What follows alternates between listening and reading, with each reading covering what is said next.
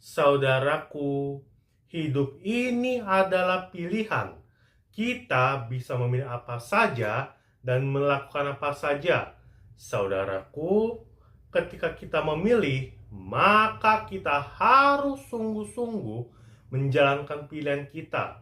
Saudaraku, kita tidak bisa memilih dan ragu-ragu karena hasilnya akan setengah-setengah dan membawa kita pada kegagalan.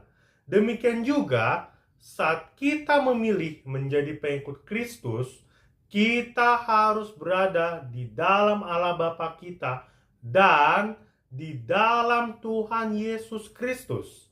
Saudaraku, kita membaca nats Alkitab yang tertulis dalam 2 Tesalonika pasal 1 ayat 1 dari Paulus, Silvanus, dan Timotius pada jemaat orang-orang Tesalonika di dalam Allah Bapa kita dan di dalam Tuhan Yesus Kristus. Saudaraku, surat kedua ini ditulis oleh Paulus secara khusus dan berharap jemaat Tesalonika sungguh-sungguh membacanya. Tetapi saat ini surat ini juga dapat kita baca dan menjadi kesan untuk kita.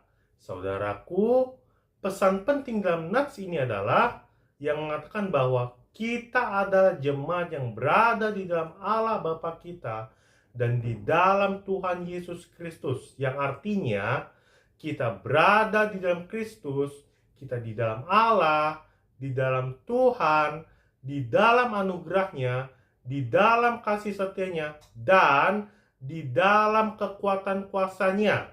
Saudaraku, untuk berada di dalam Allah Bapa kita dan Tuhan Yesus Kristus, maka kita harus memiliki iman yang teguh sebagai pengikut Kristus.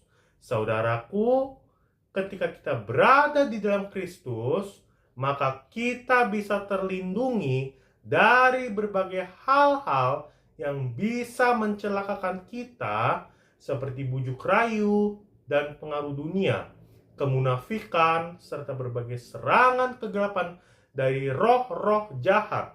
Saudaraku, sebagai orang percaya, apa yang harus kita lakukan untuk berada di dalam Kristus?